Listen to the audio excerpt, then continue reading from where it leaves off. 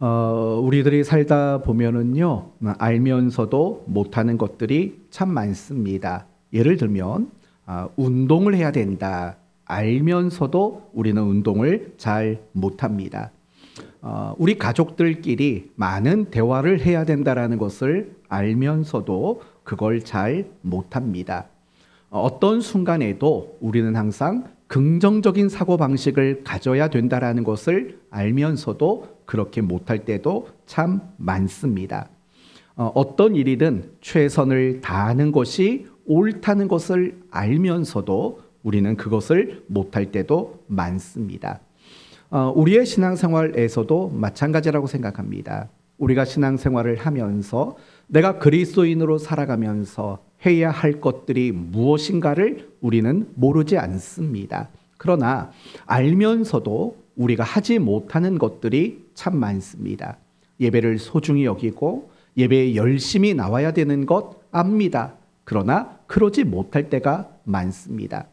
날마다 말씀을 묵상하고 날마다 기도하는 삶을 살아가야 한다는 것도 잘 압니다. 그러나 그렇게 안 될 때도 참 많습니다. 하나님의 말씀대로 하나님의 뜻대로 순종해야 되는 것을 알지만 그렇게 못할 때도 참 많습니다. 우리의 일상생활이든 우리의 신앙생활에서든 알면서도 하지 못하는 안 되는 것들이 너무나도 많이 있습니다. 오늘 본문에 등장하는 빌라도라는 사람에게도 그러한 특징이 나타납니다. 무엇이 옳은지, 어떻게 해야 하는지 그것을 너무나도 잘 알고 있지만 그대로 할 수 없었던 빌라도에 대해서 오늘 우리 모두에게 소개하고 있습니다. 그러므로 오늘 말씀을 통해서 알면서도 안 되는 이유는 과연 무엇인가를 확인하고 배우는 그런 시간을 가지려고 합니다. 오늘 본문의 내용은 예수님이 빌라도 총독에게 사형을 선고받는 재판의 과정을 소개하고 있습니다. 우리가 첫 번째로 생각해 볼 것은 이런 겁니다. 왜 예수님은 재판을 통해 사형을 선고받았을까요? 다르게 말한다면 예수님은 그냥 유대인의 손에 의해서 죽임을 당할 수도 있지 않습니까? 왜냐하면 유대인들에게도 힘이 있고 권력이 있고 군사들이 있었기 때문입니다. 마음만 먹으면 유대인들은 예수님을 아무도 모르게 죽일 수도 있었을 겁니다. 그럼에도 불구하고 예수님은 빌라도에게 재판을 받는 과정을 통해서 죽음을 당하게 됩니다. 과연 그 이유는 무엇일까요? 아마도 두 가지 이유가 있을 겁니다. 첫 번째 이유는 당시 유대인들에게는 사형을 선고할 수 있는 권한이 없었기 때문입니다.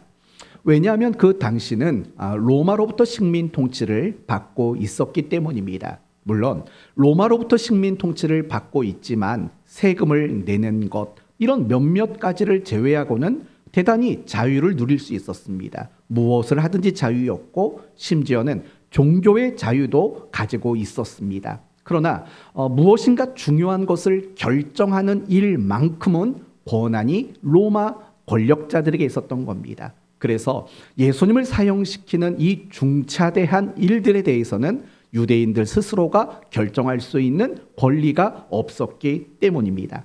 그래서 로마로부터 모든 정권을 부여받은 빌라도에게 예수님을 죽여주시기를 간청하는 그런 의도로 재판에 예수님이 넘겨졌던 겁니다. 두 번째 이유는 백성들 사이에서 민심을 잃지 않기 위함이라는 겁니다. 여러분, 예수님은 그 당시 아마도 가장 인기가 많았던 분일 겁니다. 그걸 보여주는 것이 무엇이냐면 예수님이 유월절을 앞두고 예루살렘에 입성하는 장면이 나옵니다. 우리가 알고 있는 대로 종려주일을 말하는 겁니다. 예수님이 예루살렘에 입성하셨을 때 사람들의 반응이 어떠했습니까? 종려나무 가지를 흔들며 자신들의 옷을 길에 펴며 그 예수님을 얼마나 열렬히 환호했는지 너무나도 잘 알고 계실 겁니다. 호산나 호산나 다윗의 이름으로 오시는 이여 열렬히 찬송하고 열렬히 환호했던 것을 보게 될 겁니다. 이렇듯 예수님은 그 당시에 가장 주목받는 인물이었고 가장 인기가 좋은 인물이었습니다. 물론 예수님을 미워하는 사람들도 분명히 있었을 겁니다. 여하튼 중요한 것은 그 당시 예수님을 좋아하든 아니면 예수님을 미워하든 누구이든지 간에 가장 우선순위로 주목을 받고 있는 분이었기 때문이라는 거예요. 그렇기 때문에 유대 지도자들이 그런 예수님을 죽인다면 민심을 잃을 수도 있는 결과가 나올 것이 충분히 예상이 되었기 때문입니다. 그래서 비록 유대 지도자들은 예수님을 죽이고 싶은 마음들이 많았음에도 불구하고 자신의 손으로 예수를 죽이는 것이 두려웠던 겁니다. 그래서 로마로 이 문제를 떠넘기고자 빌라도에게 재판을 받도록 만들고 있었다라는 것을 우리는 알 수 있는 겁니다. 그런데 사실은 더 중요한 이유가 있어요. 첫 번째 말한 건 그들에게 사형을 선고할 권리가 없었다라는 거. 두 번째는 민심을 잃고 싶지 않았다라는 이유예요. 사실은 이런 것들은 그 유대 지도자들 그들이 가지고 있는 이유인 거지 성경이 가지고 있는 이유는 더 중요한 게 있다라는 거예요. 그건 무엇이냐면 예수님의 죽음이라는 것 자체가 무죄한 자로서의 죽음이라는 사실을 확실히 확증하고 증명하기 위해서 빌라도에게 재판을 통해서 예수님이 사형을 당하게 되셨다라고 말하고 있다라는 거예요. 예수님이 죄 없는데 죽임을 당했다. 이 메시지를 강조하기 위해서 예수님은 빌라도에게 재판을 받고 사형을 선고받았다라는 거예요. 오늘 본문을 보면은요, 몇몇 구절들이 예수님이 죄가 없는 자로서 죽임을 당했다라는 것을 밝혀주고 있어요. 먼저 14절 말씀을 보세요. 14절 말씀을 보시면 한마디도 대답하지 아니하시니 총독이 크게 놀라워하더라 라고 말을 해요. 여러분, 보통 재판을 받을 때 그 재판석에 선 죄인은 어떻게 할까요? 자신을 변호한다고요. 나는 죄가 없다고 변호를 해요. 아니면 내가 죄가 있기는 있지만 어쩔 수 없었다라고 자기를 변호하는 것이 보통 죄수들, 재판석의 선자들의 모습인 거예요. 그러나 예수님은 그 재판석에 섰음에도 불구하고 아무런 대답도 아무런 변호도 하지 않았다라는 거예요. 여기서부터 빌라도는 고개가 갸우뚱거리기 시작했던 거예요. 아니, 보통 죄수와 다른데? 라고 분명히 알고 있었다라는 거예요. 그러면서 18절 말씀을 보시면 빌라도가 이런 걸 느끼게 돼요. 18절. 이는 그가 그들의 시기로 예수를 넘겨준 줄 알미더라라고 말을 해요. 예수님이 어떤 죄를 지었기 때문이 아니라 어떤 죄의 문제가 아니라 이건 감정적인 문제였다라고 빌라도는 금방 알아챘다라는 거예요. 맞습니다. 유대 지도자들은요, 예수님을 굉장히 미워했어요. 예수님의 그 인기와 예수님의 가진 그 실력과 능력에 대한 시기심을 가지고 있었던 거예요. 그래서 그 시기심으로 예수를 죽이려고 하고 있다는 사실을 빌라도가 깨달았다는 거예요. 여기서부터는 어떻게 되냐면요, 처음에는 대답하지 않는 일을 통해서 고개가 갸우뚱거렸어요. 그런데 얘기를 하다 보니까 이것은 유대 지도자들의 시기심 문제였다는 것을 알고 예수는 죄가 없는 사람이구나를 조금씩 인식하기 시작했다는 거예요. 이제 그러면서 19절 말씀을 보시면 빌라도가 계속 재판을 진행하고 있어요.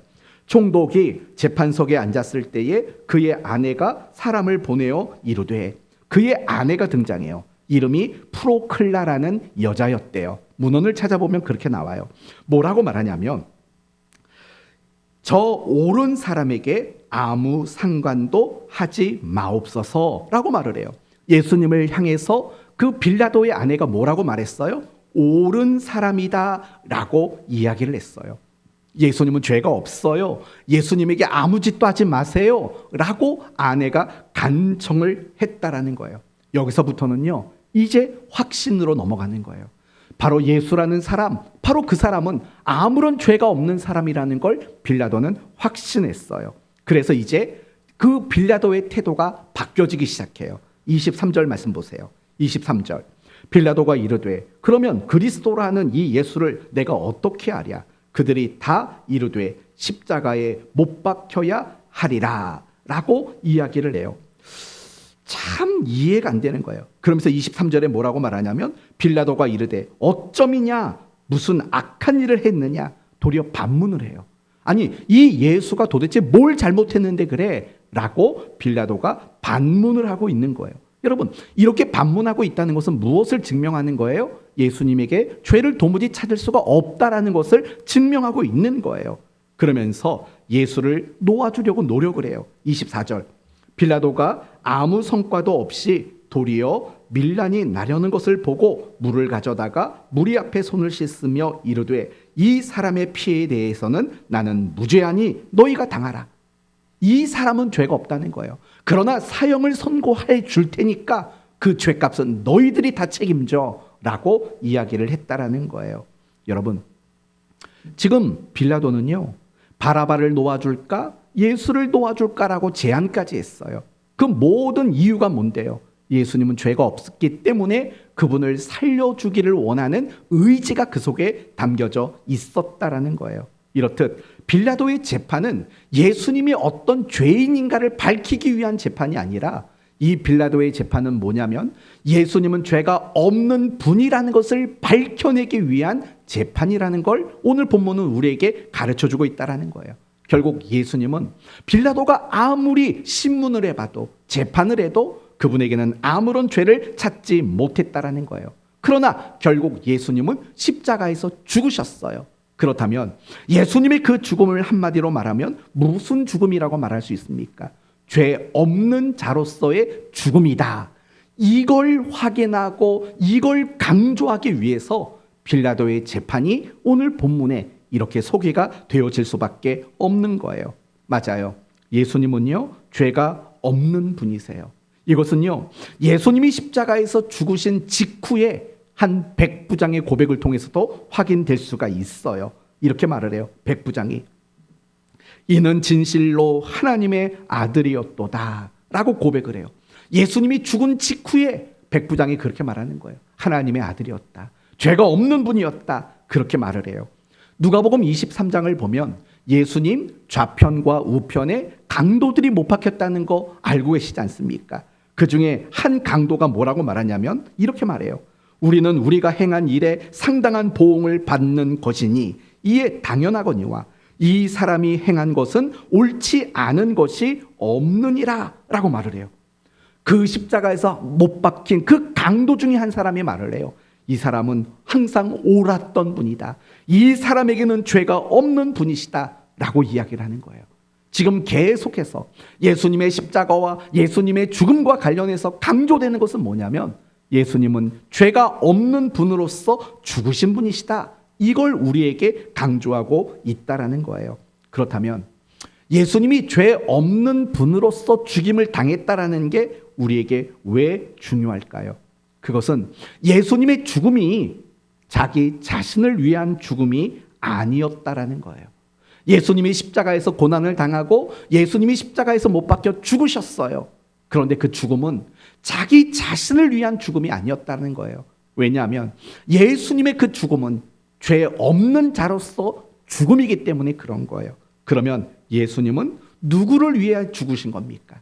죄인들을 위해서 예수님은 죽으셨다라는 것을 우리에게 말하기 위함이라는 거예요.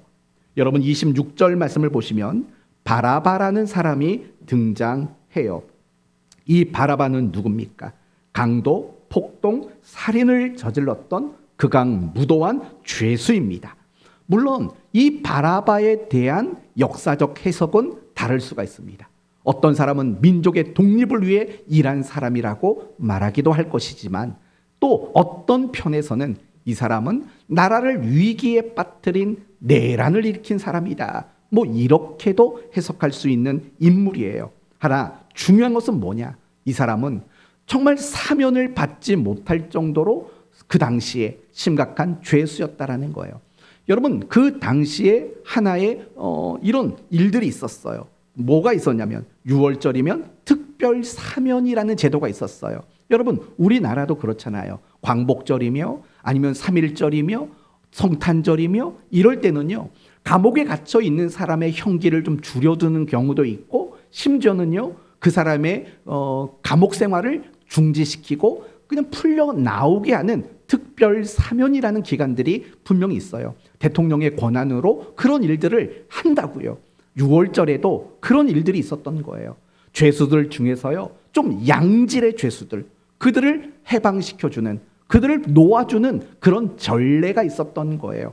그런데 이 바나바라는 사람은요, 그 특별 사면에 해당이 되지 않았던 사람이에요.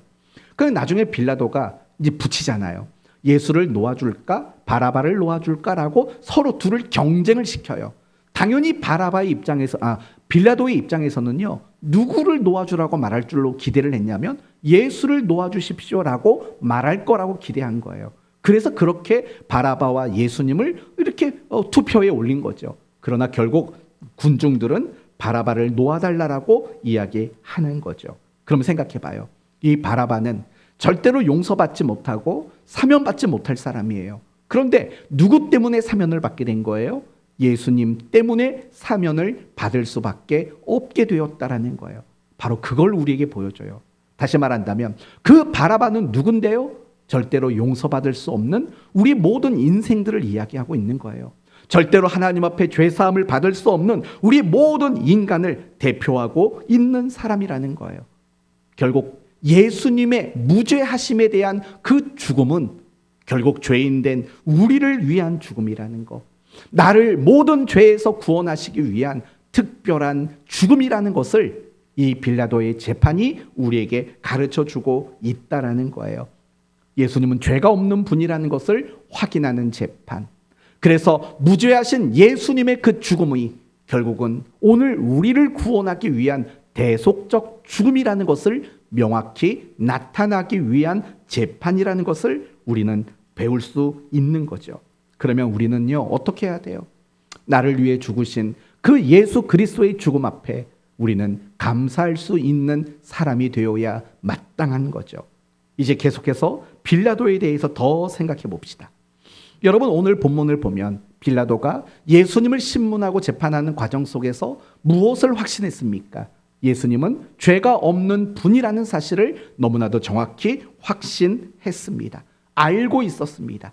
그래서 바라바를 놓아줄까, 예수를 놓아줄까, 여기까지 빌라도는 예수를 놓아주기 위해서, 살려주기 위해서 노력을 했어요. 그러나 결과적으로는 어떻습니까? 예수님에게 사형을 선고하는 일을 하고 말았어요. 그들이 원하는 대로 예수님을 죽도록 내버려 뒀다라는 거예요.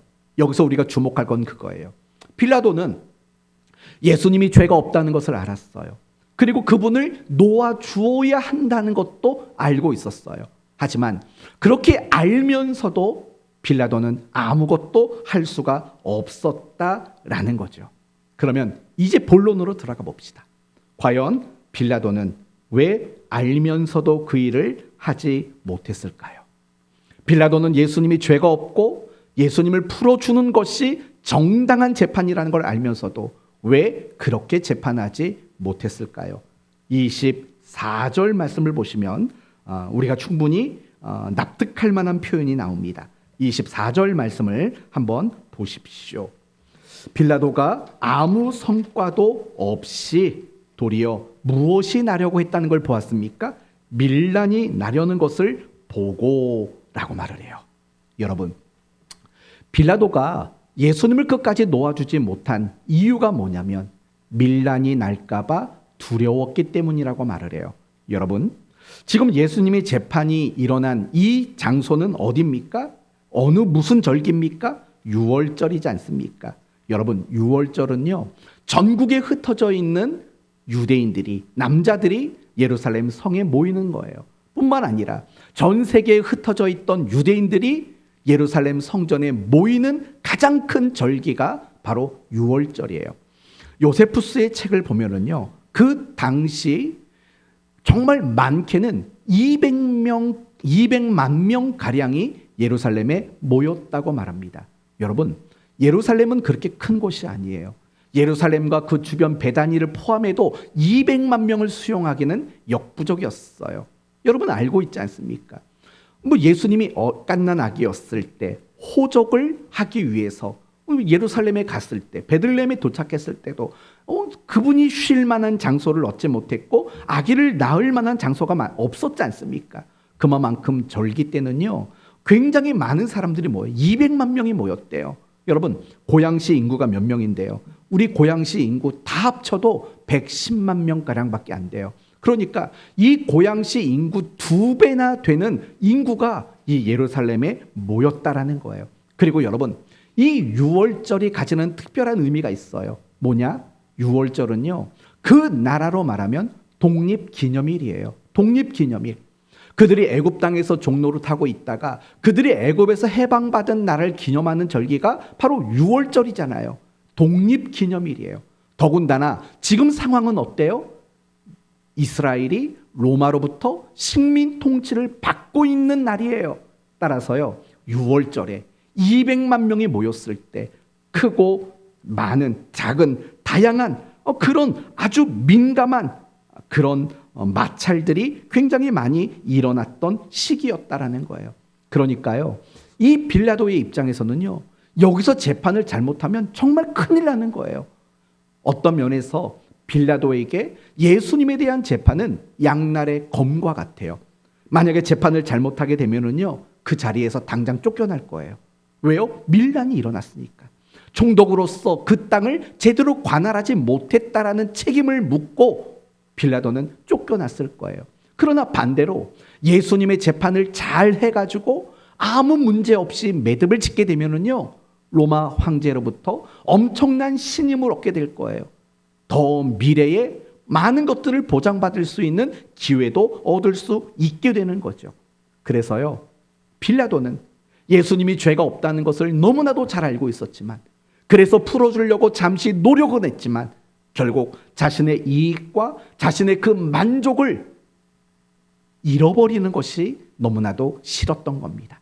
그래서 그 밀란이 일어날 것을 두려워하는 그 마음 때문에 알면서도 예수님을 놓아주지 못했다라는 거예요. 그러면 이제 여러분의 입장에서 빌라도를 평가해 봐 주시겠습니까? 여러분이 그런 빌라도를 보면서 어떤 생각이 드십니까? 나쁜 놈, 정신 없나? 정신 없나? 뭐 그렇게 보시겠어요? 비겁한 놈, 저주받을 놈.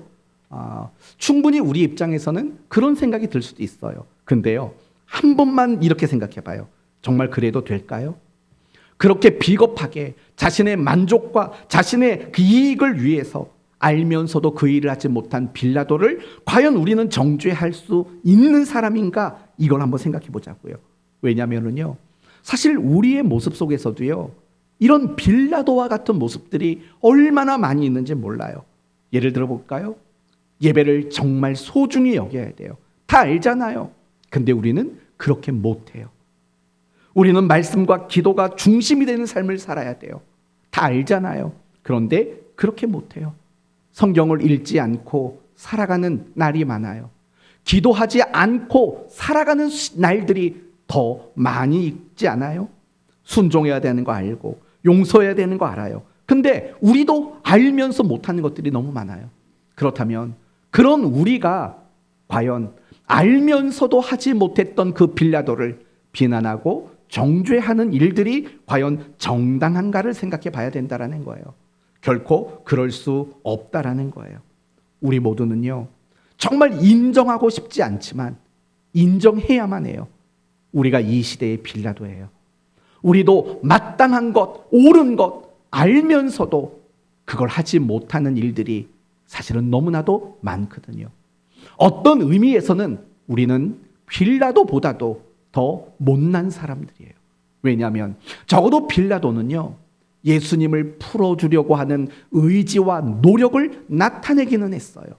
그런데 어떤 면에서 우리 자신을 보면 우리는 마땅한 거, 옳은 거, 그거 알면서도 그것을 하려고 하는 의지나 노력을 나타내 보이지 못할 때가 더 많은 거죠. 그렇다면 결국 우리의 모습은 그 2000년 전 빌라도의 모습보다 조금 더 나은 모습이 없다라는 것을 보게 되는 거예요. 우리는 빌라도를 향해 손가락질할 자격이 없고 우리는 그 빌라도를 향해서 비난하고 정죄할 수 있는 명분을 가진 사람이 없다라는 거예요. 우리 모두가 인정하셔야 돼요. 하나님, 우리가 늘 하나님 앞에 빌라도 같습니다. 알면서도 그걸 하지 못하는, 알면서도 그게 내 삶에 안 되는 것들이 많은 이 시대의 빌라도입니다 라고 우리 모두는 인정할 수 있어야 할 것입니다. 그렇다면 우리가 이 시대의 빌라도가 되지 않으려면 필요한 것이 뭘까요? 왜 빌라도는 알면서도 그것을 못하게 되었을까요? 그 이유는 세 가지로 간단히 말씀드릴게요. 첫 번째는 계산적인 모습 때문에 그래요. 여러분, 오늘 본문의 빌라도를 다시 생각해 봐요. 예수님이 죄가 없다는 것을 알면서도 못 풀어줬어요. 왜요? 밀란이 일어날 것을 두려워했기 때문이에요. 계산을 한 거예요. 내가 이 옳은 것대로, 내가 알고 있는 정의대로 재판을 한다면 내가 잃어버릴 것이 너무 많아라는 그런 계산적인 사고 방식 때문에 예수님을 놓아주는 그 일을 하지 못했던 거예요. 사실 예수님의 제자들도 저는 마찬가지라고 생각해요. 예수님의 제자들은요, 적어도 예수님이 부활하기 이전까지는 전혀 제자답지를 못했어요. 그 이유가 뭔지 아세요? 예수님의 제자들 역시도 늘 계산에 빠른 사람들이었기 때문에 그래요. 이 점을 가장 잘 보여주는 사건이 향유 사건이에요. 예수님이 식사하는 자리에 있을 때 어느 한 여인이 와서 그분의 머리에 향유를 부었다고요. 그때 제자들이 했던 말이 뭔지 아십니까? 어떻게 이 비싼 향유를 허비해 버립니까? 내다 팔았으면 몇 데나리온을 얻는다고 말해요? 300데나리온을 얻어서 가난한 자들에게 나누어 줄 수 있었을 겁니다라고 그 여인을 야단치는 장면이 나온다고요. 사랑하는 성도 여러분, 놀랍지 않습니까? 그 향유가 깨지고 그 향유가 예수님께 부어져서 그 냄새가 나는 그 순간 그들은 그 향유의 값이 300데나리온 이상 되는 거라고 그들은 금방 계산했다라는 거예요. 이게 바로 제자들의 특징이에요. 제자들다울 수가 없었던 이유는 늘 계산하기 때문인 거예요. 예수님이 제자들의 발을 닦을 때 아무도 그 자리에서 일어난 제자가 없다는 거 아시죠? 그 자리에서 일어나서 예수님, 이런 일들은 낮은 사람이 하는 거고 하인이나 종들이 하는 건데 제가 대신 제자들의 발을 닦겠습니다 한 사람이 아무도 없어요. 12명 모두 예수님이 발 닦아줄 때 아무도 일어나지 않았어요. 왜 일어나지 않았을까요? 그 자리에서 누군가가 일어나 수건을 허리에 동인다면 그 사람은 그 12명 중에 가장 낮은 서열에 해당되는 사람이 되기 때문에 그래요. 예수님의 제자들은 그렇게 계산하고 있었던 거예요. 예수님의 제자들이 예수님이 붙잡힐 때 도망을 쳤다고요. 왜 도망갔을까요? 계산했으니까 도망간 거예요. 베드로가 예수님을 3번 모른다고 부인했어요. 왜 부인했을까요? 계산했기 때문에 부인하는 거예요. 항상 예수님의 제자들이 제자답지 못했던 이유는 늘 계산했기 때문에 그래요. 여러분, 이 말을 우리에게 적용해 보셔야 돼요. 우리가 어떻게 살아야 하는지 알아요. 무엇을 해야 되는지 알아요. 그런데 그거를 못해요. 그게 안 돼요. 이유는 뭘까요? 우리 안에도 끊임없이 계산적인 사고방식이 작동하고 있기 때문에 그래요. 우리가 계산해서 하지 못하는 것들이 얼마나 많은지 몰라요. 전도하는 거 계산해서 못하는 거예요. 내가 저 사람에게 다가갔을 때 저 사람은 나에게 어떤 반응이 될까 계산하는 거예요. 우리가 새벽에 나와 기도하는 것도 어렵고 안 되는 이유도 마찬가지인 거예요. 계산하는 것들이 분명히 있는 거예요. 우리가 하나님 앞에 온전한 11조를 드리는 문제도 마찬가지인 거예요. 계산하는 거예요. 내가 누군가를 용서하는 문제도 마찬가지예요. 용서가 안 되는 이유는 뭘까요? 내가 바보가 되는 것 같고 내가 이상한 사람 되는 것 같은 계산하는 방식이 우리 안에 늘 작동하기 때문에 그래요. 날마다 경건 시간 갖는 거, 이런 것들이 안 되는 것도 마찬가지예요. 무엇이 나를 더 재밌게 할까? 무엇이 나를 세상 사는 재미를 누리게 할까라는 다양한 계산들이 있는 거예요. 그런 다양한 계산들이 결국에는 우리가 마땅히 해야 되는 일, 그 일들조차도 하지 못하도록 만드는 그런 원인이 있는 거죠. 그러면 우리는 왜 자꾸 계산하는 사람이 될까요? 이유는 간단해요. 은혜를 알지 못하기 때문에 계산하게 되어 있어요. 여러분, 오늘 본문을 가만히 보면은요, 빌라도에게 은혜가 임하는 사건이 있다는 것을 보여줘요. 그게 뭔지 아세요? 빌라도의 아내가 등장했다는 점이에요. 그리고 그 빌라도의 아내가 뭘 꾸었어요? 꿈을 꿨다라는 점이에요. 그거는요, 하나님이 빌라도에게 은혜를 베풀어 주시는 장면인 거예요. 그러나 빌라도는요, 그걸 은혜로 받아들이지를 못한 거예요. 우리도 마찬가지인 거예요. 하나님이 우리에게 베풀어 주시는 은혜가 얼마나 풍성한지 몰라요. 그런데 그 은혜를 우리가 다 알지 못하는 거예요. 그 결과가 뭐냐면 하나님의 은혜가 내 삶의 원리에서 배제가 되니까 우리는 그때부터 뭐가 나오냐면 자꾸 계산이라는 것이 나오게 돼 있어요. 사실은 하나님의 은혜로 우리는 살아가는 사람이잖아요. 우리가 무엇인가를 계산해서 그 계산한 바에 의해서 사는 사람들이 아니잖아요. 하나님이 내게 베풀어 주신 은혜, 정말 죽은 자도 살려내시는 그런 하나님의 은혜 속에 우리는 살아가는 거잖아요. 그런데 그 은혜를 깨닫지 못하고 그 은혜 안에 머물지 못하면 우리에게는 어김없이 계산적인 습관들이 나와질 수밖에 없다라는 거예요. 왜 또 계산하게 될까요? 우리가 하나님을 사랑하는 마음이 부족하기 때문이에요. 여러분, 빌라도는요, 예수님이 죄가 없다는 것을 알았어요. 그러나 살려주지 못했어요. 왜요? 예수님 사랑하는 마음 없었기 때문이에요. 그래서 계산한 거죠. 그러면 다르게 한번 생각해 봅시다. 지금 빌라도가 재판을 하는 그 사람이 내 가족이었다면 어떻게 했을까요? 내 가족이었어도 십자가에 못 박도록 내어줬을까요? 그렇지 못했을 거예요. 정말 내가 사랑하는 어떤 사람의 재판이라면 그런 식으로 재판하지 않았을 거예요. 그러나 예수님을 사랑하는 마음이 없어요. 그러니까 밀란이 나는 게 두려운 거예요. 계산해 보니까 내게 손해가 되는 거예요. 그래서 알면서도 그 일을 하지 못하게 되는 거죠. 우리도 똑같은 거예요. 우리가 작고 계산적인 사람이 되는 이유, 알면서도 무엇인가가 안 되는 이유는 결국 하나님을 사랑하는 그 마음의 결핍이라고 말할 수 있는 거예요. 이것은 구약 이스라엘 백성들의 역사 속에서도 나와요. 호세아 선지자가 그 백성에게 이렇게 말하죠. 그러므로 우리가 여호와를 알자, 힘써 여호와를 알자, 이렇게 말한다고요. 여기서 여호와를 안다라는 말은 부부 사이에 친밀하고 깊게 아는 그 사랑의 관계를 말하는 거예요. 호세아 선지자가 이스라엘 백성들을 향해 말하는 거예요. 제발 좀 하나님의 사랑을 알고 제발 좀 하나님을 사랑해라 라고 말하고 있는 거예요. 바로 그런 하나님께 대한 사랑의 결핍이 우리를 계산적인 사람이 되도록 만드는 거예요. 이제 오늘 말씀을 마칠게요. 우리는 진리 안에 속한 사람들이에요. 그리고 신앙생활을 오래 했어요. 그래서 우리는 내가 어떻게 살아가야 하는 것이 옳은가를 알아요. 그러나 알면서도 안 되는 이유는 무엇이냐면 모든 순간 우리가 인간적으로 세상적으로 계산하는 그런 방식이, 계산이라는 원리가 내 삶을 자꾸 지배하기 때문에 그런 거예요. 그럼 내 삶에 왜 자꾸 계산적인 방식이 내 삶을 지배할까요? 은혜를 알지 못하고 내가 은혜의 원리 속에 있는 자라는 사실을 망각하고 그 하나님을 사랑하는 마음이 결핍되었기 때문인 거예요.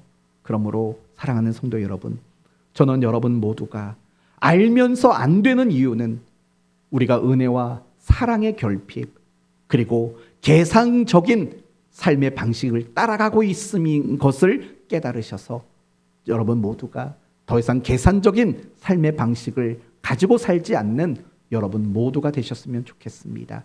여러분이 세상적인 계산 방식을 내려놓을 때 여러분이 계산할 수 없는 하나님의 은혜와 사랑이 여러분의 삶을 작동시키는 그 복된 인생을 살아가게 될 줄로 믿습니다.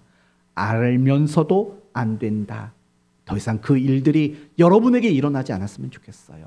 계산의 방식을 내려놓고 은혜와 사랑의 방식으로 살아가며 계산할 수 없는 그 은혜와 복을 누리며 살아가는 여러분 모두 되시기를 예수님 이름으로 축원드립니다. 아멘.